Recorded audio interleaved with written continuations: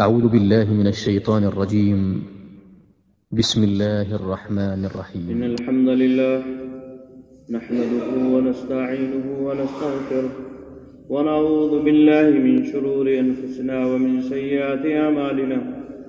من يهده الله فلا مضل له ومن يضلل فلا هادي له، وأشهد أن لا إله إلا الله وأشهد أن محمدا عبده ورسوله.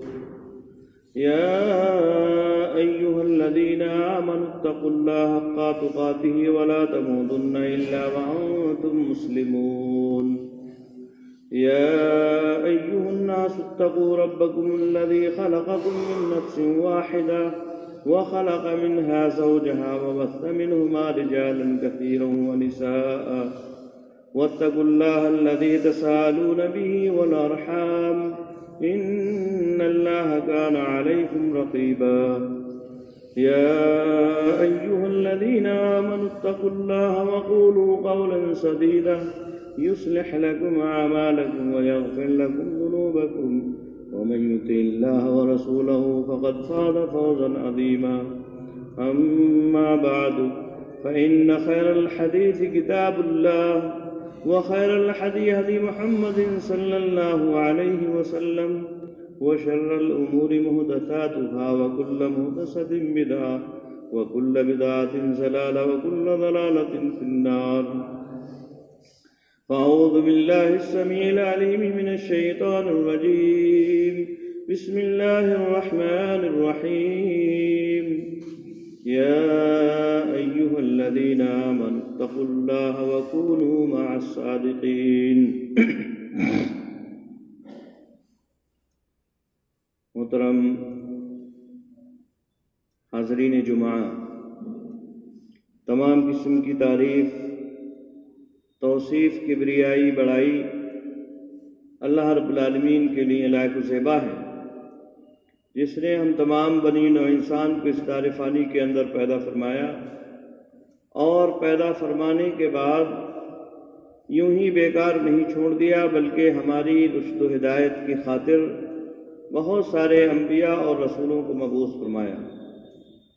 ان گنت و بے شمار درود و سلام نازل ہوں اللہ رب العالمین کے بھیجے ہوئے تمام نبیوں پر، خصوصاً آخری نبی حضرت محمد مصطفیٰ صلی اللہ علیہ وسلم پر، کہ جنہوں نے بہت سارے مصائب و آلام کو برداشت کرنے کے بعد ہم تک اللہ رب العالمین کا پیغام پہنچایا۔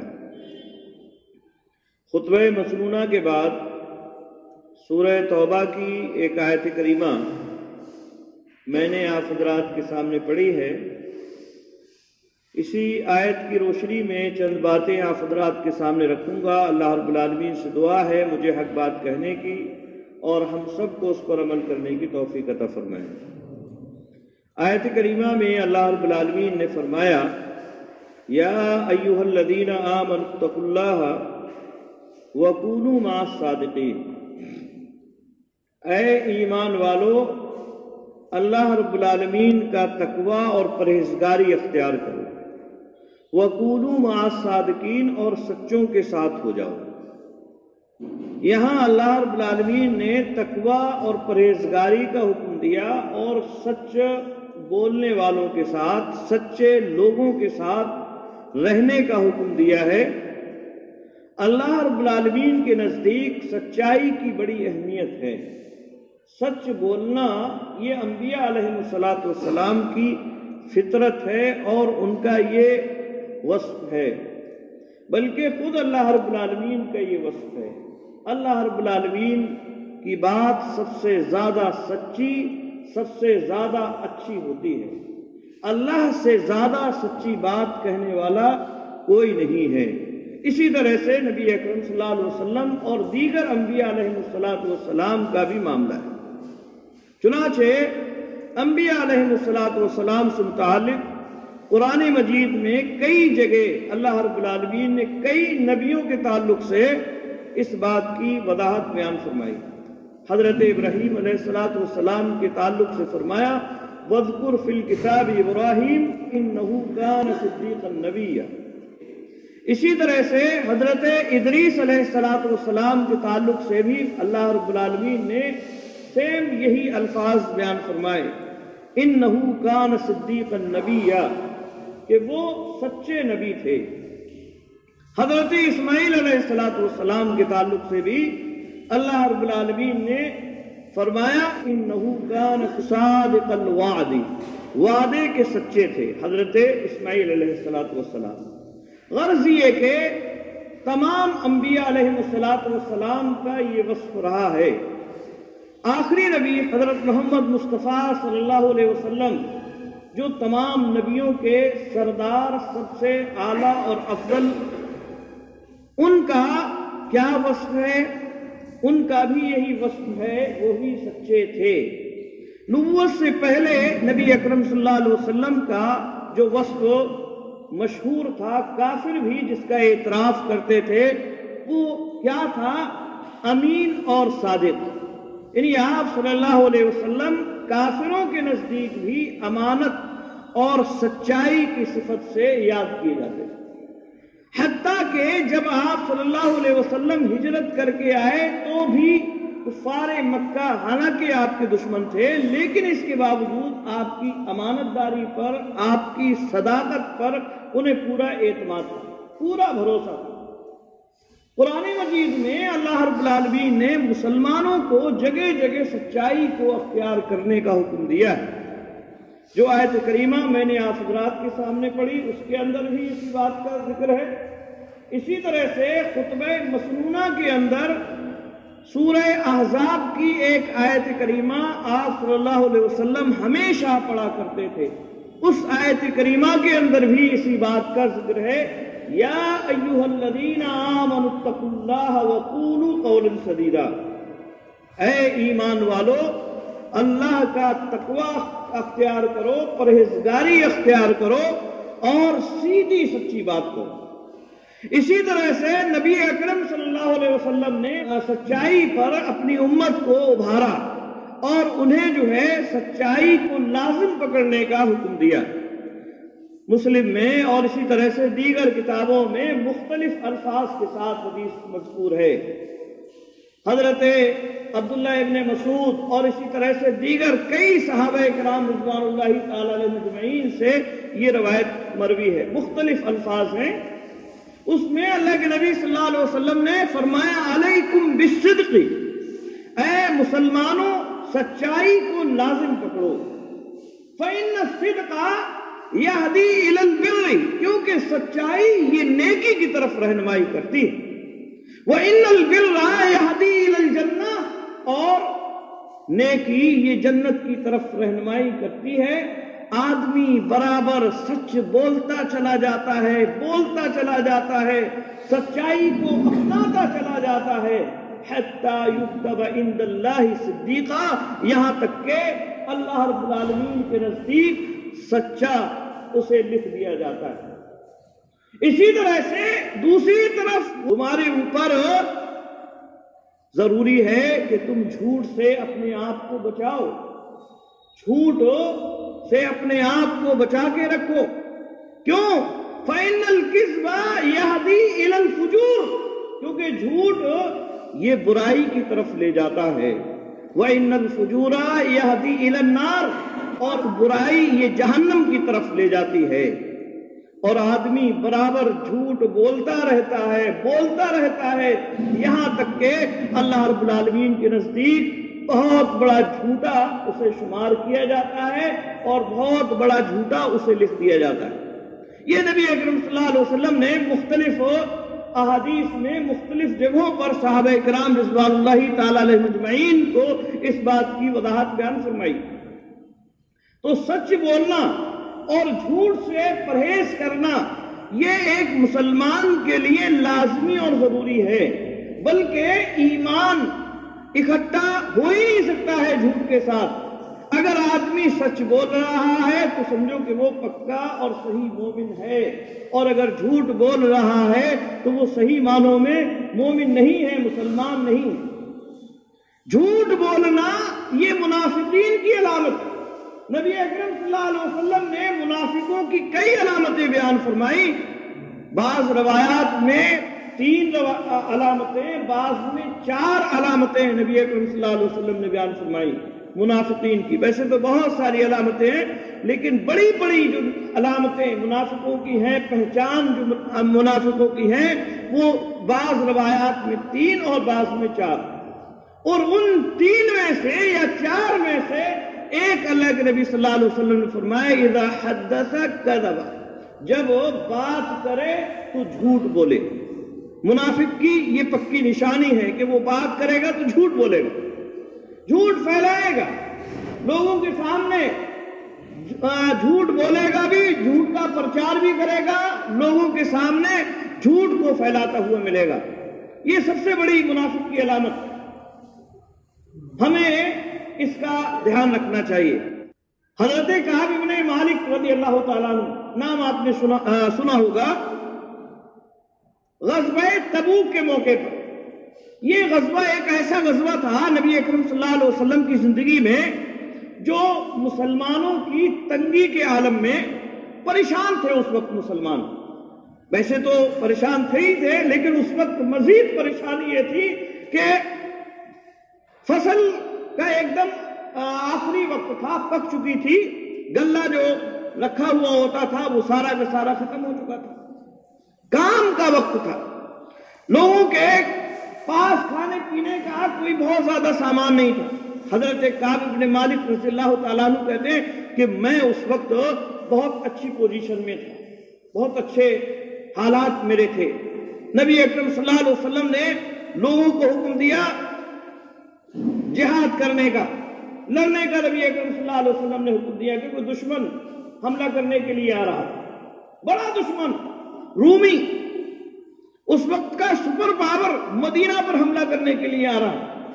نبی اکرم صلی اللہ علیہ وسلم کا عام معمول یہ ہوتا تھا کہ آپ دوریا کرتے، کبھی پورب جانا ہوتا تو پچھم کا اعلان کرتے کہ پچھم جانا ہے. راز کے طور پر یہ آپ صلی اللہ علیہ وسلم کا معاملہ ہوا کرتا تھا.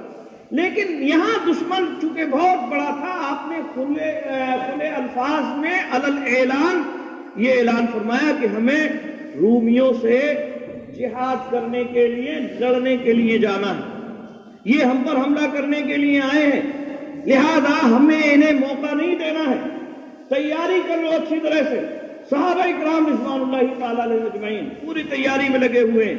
حضرت کعب ابن مالک رضی اللہ تعالیٰ عنہ بھی تیاری میں لگے ہوئے ہیں اور سوچ رہے ہیں کہ ارے میرے پاس تو بڑے اچھے گھوڑے ہیں، مال دولت بھی سب کچھ میرے پاس ہے، میں بہت آسانی سے چلا جاؤں گا. یہاں تک کہ وقت آ گیا نبی اکرم صلی اللہ علیہ وسلم کی روانگی کا. نبی اکرم صلی اللہ علیہ وسلم روانہ ہوئے، صحابہ کرام آپ صلی اللہ علیہ وسلم کے ساتھ چلے گئے. حضرت کعب بن مالک رضی اللہ تعالیٰ عنہ یہی سوچتے رہے کہ بھئی تھوڑا سا یہ کام نپٹا لوں، کل چلا جاؤں گا، میں تو بہت تندرست گھوڑے ہیں میرے پاس، میں کہیں بھی جا کے انہیں پکڑ لوں گا، ساتھ ہو جاؤں گا. اور اسی طرح سے 1 دن 2 دن 3 دن 4 دن کئی دن گزر گئے، یہاں تک کہ آپ صلی اللہ علیہ وسلم تبوک کے میدان پہنچ گئے. وہاں رومی آپ صلی اللہ علیہ وسلم کا مقابلہ کرنے کے لیے نہیں آئے، آپ کئی دن وہاں ٹھہرے اور واپسی کے لیے چل دیے. واپس آپ صلی اللہ علیہ وسلم مدینہ کے لیے آ رہے ہیں. اب وہ واپسی کی خبریں لوگوں کے درمیان میں پھیلنا شروع ہو گئی کہ نبی اکرم صلی اللہ علیہ وسلم واپس آ رہے ہیں. حضرت کعب بن مالک رضی اللہ تعالیٰ عنہ کو بھی معلوم ہوا، کہا رہی یہ تو بہت بڑی پریشانی کی بات ہے، آپ واپس آ رہے ہیں، ہم تو اسی میں رہے کہ میں آج چلا جاؤں گا کل چلا جاؤں گا، مصروفیات ایسی ہو گئی کہ نہیں جا ملا. اب کیا ہوگا؟ نبی اکرم صلی اللہ علیہ وسلم پوچھیں گے تو کیا جواب دیا جائے گا؟ کہتے ہیں ذہن میں دماغ میں طرح طرح کے جواب آتے کہ ارے کوئی بہانہ لگا دوں گا، کسی طرح کی کوئی بات کہہ دوں گا. یہاں تک کہ نبی اکرم صلی اللہ علیہ وسلم آئے، آپ صلی اللہ علیہ وسلم نے حضرت کعب نے مالک رضی اللہ تعالیٰ عنہ کو دیکھا، سمجھ گئے نبی اکرم صلی اللہ علیہ وسلم ناراض. عام اعلان تھا، تمام مسلمانوں کو شریک ہونے کا حکم تھا، لیکن یہ شریک نہیں ہوئے. حضرت کعب بن مالک رضی اللہ تعالیٰ عنہ نبی اکرم صلی اللہ علیہ وسلم کے سامنے گئے. منافقین بھی آ رہے ہیں اور بھی بہت سارے لوگ، کئی 70 60 80 لوگ نبی اکرم صلی اللہ علیہ وسلم کے پاس آ رہے ہیں. کہہ رہے ہیں نبی اکرم صلی اللہ علیہ وسلم سے، اے اللہ کے نبی صلی اللہ علیہ وسلم، ہمیں یہ کام لگ گیا تھا، ہماری بیماری تھی، ہمارے ساتھ ایسا معاملہ ہو گیا، یہ ہو گیا، وہ ہو گیا، اس طرح کی باتیں نبی اکرم صلی اللہ علیہ وسلم سے کہہ رہے ہیں۔ آپ صلی اللہ علیہ وسلم نے کہا کہ ٹھیک ہے، کوئی بات نہیں، جاؤ اللہ رب العالمین تمہیں معاف کر دے۔ ایک آیا، دوسرا آیا، منافقین اسی طرح سے 70-80 لوگ آئے، سب کو نبی اکرم صلی اللہ علیہ وسلم معافی دیتے چلے جا رہے ہیں۔ کعب بن مالک رضی اللہ تعالیٰ عنہ بھی آئے، وہ بھی سوچتے رہے تھے، لیکن ان کے ذہن میں یہ آیا کہ نہیں، مجھے جھوٹ نہیں بولنا ہے، کیونکہ اگر میں جھوٹ بول گیا، نبی اکرم صلی اللہ علیہ وسلم معاف کر بھی دے تو اللہ رب العالمین میری پکڑ کرے گا۔ آئے نبی اکرم صلی اللہ علیہ وسلم کے پاس اور انہوں نے بالکل سچی سچی بات کہہ دی اور کہا اس وجہ سے میں نہیں جا سکا تھا، میں 1 دن 2 دن اس طرح سے ٹالتا رہا کہ کل چلا جاؤں گا، پرسوں چلا جاؤں گا، اور یہاں تک کہ آپ واپس آنے لگے۔ آپ صلی اللہ علیہ وسلم نے کہا کہ ٹھیک ہے۔ حضرت کعب بن مالک رضی اللہ تعالیٰ عنہ نے دیکھا کہ پوچھا لوگوں سے کیا اور بھی لوگ ہیں، تو آپ کو معلوم ہوا کہ 2 اور لوگ بھی ہیں جنہوں نے سچی بات کہی ہے، اور ان کا معاملہ بھی پینڈنگ میں نبی اکرم صلی اللہ علیہ وسلم نے ڈال دیا۔ حضرت ہلال بن امیہ، مرارر بن ربی، یہ 3 لوگ سچ بولے نبی اکرم صلی اللہ علیہ وسلم سے، پینڈنگ میں ڈال دیا معاملہ ان کا، اور کہا کہ ٹھیک ہے، اللہ رب العالمین کے فیصلے کا انتظار کرتے ہیں، تمہارے بارے میں کیا حکم نازل ہوتا ہے۔ اللہ رب العالمین کا حکم آیا کہ بھئی ان لوگوں سے بات نہیں کرنا ہے، قطع کلامی، ان سے بات نہیں کرنا ہے، ان سے ملنا جلنا نہیں ہے۔ یہ تینوں لوگ رو رہے ہیں، اللہ رب العالمین سے گڑ گڑا رہے ہیں، معافی کے طلبگار ہو رہے ہیں۔ صحابہ کرام رضوان اللہ تعالیٰ علیہ اجمعین کے ساتھ نمازیں پڑھتے ہیں، نماز پڑھنے والے نمازی ان سے بات نہیں کرتے ہیں، یہ کچھ پوچھتے ہیں تو جواب نہیں دیتے ہیں۔ نبی اکرم صلی اللہ علیہ وسلم ان کی طرف دیکھتے ہیں نماز کے عالم میں، لیکن جب یہ سلام پھیر کر نبی اکرم صلی اللہ علیہ وسلم کی طرف دیکھتے ہیں، آپ صلی اللہ علیہ وسلم اپنے چہرے کو موڑ لیتے ہیں۔ آپ صلی اللہ علیہ وسلم کا یہ رویہ ان کے لیے جو آپ سے جانی دلی محبت رکھتے تھے، آپ پر اپنی جانوں کو قربان کرنے کے لیے تیار رہتے تھے، اندازہ لگائیے ہمارا کوئی قریبی ہم سے ناراض ہو جائے ہمیں کتنی تکلیف ہوتی تھی۔ تو یہ عالم ہے ان کا۔ اس طرح سے کئی دن گزر گئے، 40 دن تقریباً گزر جاتے ہیں، بائی کاٹ ہے، مدینہ کا کوئی مسلمان ان تینوں لوگوں سے نہیں بول رہا ہے۔ حضرت کعب بن مالک رضی اللہ تعالیٰ عنہ جوان آدمی ہے، گھر میں بیٹھ نہیں سکتے ہیں، وہ 2 آدمی بیچارے مریض تھے، کمزور تھے، بوڑھے تھے، گھر میں پڑے ہوئے ہیں، رو رہے ہیں، اللہ سے مغفرت کی، معافی کی دعائیں کر رہے ہیں۔ 40 دن کے بعد ایک آدمی آیا حضرت کعب بن مالک رضی اللہ تعالیٰ عنہ کے پاس، کہا نبی اکرم صلی اللہ علیہ وسلم کا حکم یہ ہے کہ اپنی بیویوں سے بھی الگ ہو جاؤ۔ پوچھا کیا بیویوں سے الگ ہونے کا مطلب ہے کیا طلاق دے دیں؟ کہا نہیں، اللہ کے نبی صلی اللہ علیہ وسلم نے یہ نہیں کہا ہے کہ طلاق دے دیں، اپنی بیویوں سے علیحدہ ہو جاؤ، دور رہو، ان کے پاس تمہیں نہیں جانا ہے۔ اور زیادہ سختی کر دی گئی میرے بھائیوں، سچ بولنے کی وجہ سے، سچ کہنے کی وجہ سے یہ سارے معاملات ہو رہے ہیں۔ بائی کاٹ کر دیا نبی اکرم صلی اللہ علیہ وسلم نے۔ اس طرح سے 10 دن اور گزر گئے، 10 دن گزر گئے، 50واں دن آیا، شور ہوا۔ حضرت کعب بن مالک رضی اللہ تعالیٰ عنہ شور سنتے ہیں اور محسوس کرتے ہیں کہ بھئی لوگوں کے درمیان میں شور ہو رہا ہے۔ آواز آئی ایک، کعب بن مالک تمہارے لیے خوشخبری ہو، تمہاری دعا اللہ رب العالمین نے قبول فرما لی۔ قرآن مجید میں آیات نازل فرما دی اللہ رب العالمین کہ وہ 3 لوگ جو پیچھے رہ گئے تھے، یہ جن کا معاملہ پینڈنگ میں پڑا ہوا تھا، اللہ رب العالمین نے ان کی معافی کو قبول فرما لیا ہے، اللہ رب العالمین نے ان کی توبہ کو قبول فرما لیا ہے۔ اور یہ منافقین یہ جھوٹی جھوٹی باتیں لے لے کر آ رہے تھے، یہ جھوٹ بول رہے تھے کہ ہم نے ایسا کیا ویسا کیا، اس وجہ سے شریک نہیں ہو سکے ہیں، اور ہمارے ساتھ ایسا معاملہ ہوا ویسا معاملہ ہوا، اس وجہ سے ہم نہیں جا سکے، اور آپ ان کے لیے دعائیں کر رہے ہیں مغفرت کی۔ آپ ان کے لیے 1 نہیں 2 نہیں 70 مرتبہ بھی اگر مغفرت طلب کریں گے، مانیں گے ان کی مغفرت، تب بھی اللہ رب العالمین معاف نہیں کرے گا۔ یہ جھوٹے ہیں، مکار ہیں۔ تو میرے بھائیوں، سچائی کا انجام کتنا اچھا ہوتا ہے۔ حضرت کعب بن مالک رضی اللہ تعالیٰ عنہ خوشی سے اچھل پڑے، دوڑے نبی اکرم صلی اللہ علیہ وسلم کے پاس گئے۔ جو آدمی خوشخبری لے کر آیا تھا، اپنے جسم سے جو بہترین لباس پہنے ہوئے تھے اس لباس کو اتار کر دے دیا کہ بھائی یہ میرے بھائی تمہارے لیے ہے، یہ تمہارا انعام ہے، تم سب سے پہلے میرے پاس خوشخبری لے کر آئے۔ نبی اکرم صلی اللہ علیہ وسلم کے پاس پہنچے، نبی اکرم صلی اللہ علیہ وسلم سے کہتے ہیں، اے اللہ کے نبی صلی اللہ علیہ وسلم، ان من توبتی، میری توبہ کی قبولیت کا یہ میرے اوپر حق ہے ایک طرح سے کہ سارا کا سارا مال میرا اللہ اور اس کے رسول کے لیے، سارا کا سارا مال جو کچھ بھی ہے میرے پاس، یہ مال کی وجہ سے میرے اوپر یہ ساری مصیبتیں آئیں، میں اس مال کو اپنے پاس نہیں رکھوں گا، سارا کا سارا مال اللہ اور اس کے رسول کے لیے ہے۔ نبی اکرم صلی اللہ علیہ وسلم نے فرمایا، نہیں کہا تھوڑا سا مال اپنے پاس بھی رکھ۔ تو میرے بھائیوں، سچائی کی بڑی اہمیت ہے اسلام میں۔ اللہ رب العالمین نے سچوں کے ساتھ رہنے کا حکم دیا ہے۔ سچائی بولنے کی وجہ سے بسا اوقات پریشانیاں بھی آتی ہیں، مشکلات کا سامنا بھی کرنا پڑتا ہے، لیکن انجام ہمیشہ سچائی کا بہتر ہوتا ہے۔ نبی اکرم صلی اللہ علیہ وسلم ہمیشہ سچ بولتے تھے، کبھی آپ صلی اللہ علیہ وسلم نے جھوٹ نہیں بولا۔ آپ صلی اللہ علیہ وسلم نے ہمیشہ سچ بولنے کا صحابہ کرام رضوان اللہ تعالی علیہ مجمعین کو حکم دیا۔ کوئی بھی صحابی جھوٹا نہیں تھا، کسی بھی صحابی کے بارے میں آپ یہ نہیں کہہ سکتے، اور ایک مسلمان آدمی جھوٹ تو بول ہی نہیں سکتا ہے۔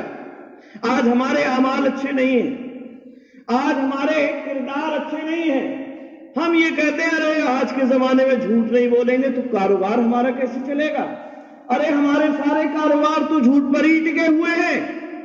آج ہم جھوٹ بولتے ہیں، ہم کاروبار کر رہے ہیں جھوٹ بول بول کر، کاروبار میں جھوٹ بولتے ہیں سری الفاظ میں، ارے اتنے پیسے کا لے کے آئے، اتنا نہیں کمائیں گے تو کیسے ہمارا کام چلے گا، ارے کیسے ہمارے بیوی اور بچے پلیں گے، ارے یہ ہم نے اتنے کا لیا ہے اتنے کا لیا ہے، اتنا ہماری لاگت لگی ہے، ایسا ہے ویسا ہے، معمولی باتوں پر جھوٹ بولتے ہیں۔ میرے بھائیوں، اللہ رب العالمین نے ہمیں کاروبار میں قسم کھا کر بیچنے کا بھی حکم نہیں دیا ہے۔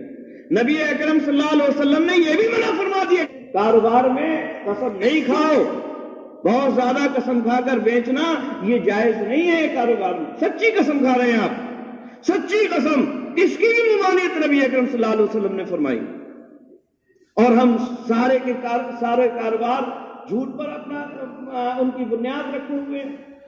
جھوٹ ہمارا اوڑھنا بچھونا ہو گیا ہے، اور پھر یہ سمجھتے ہیں کہ ہمارے اوپر برکتیں نازل نہیں ہو رہی ہیں۔ اللہ رب العالمین نے اس جھوٹ کی وجہ سے ہمیں بہت ساری دولت بھی دی ہے، ہمارے پاس دولت کی ریل پیل ہے، ہمارے پاس بہت ساری دولت ہے، ہم ہر وقت دولت میں نہاتے ہیں۔ اللہ رب العالمین نے ہمیں بہت نوازا بھی ہے، لیکن برکت نہیں رکھی ہے، اس میں برکت نہیں رکھی ہے۔ ہماری یہ دولت حرام میں آتی ہے، حرام میں چلی جاتی ہے۔ اللہ رب العالمین نے برکت وہاں سے اٹھا لی، کسی بیماری میں مبتلا کر دیا، وہ جھوٹ سے کمائی ہوئی دولت ساری کی ساری بیماری میں چلی گئی۔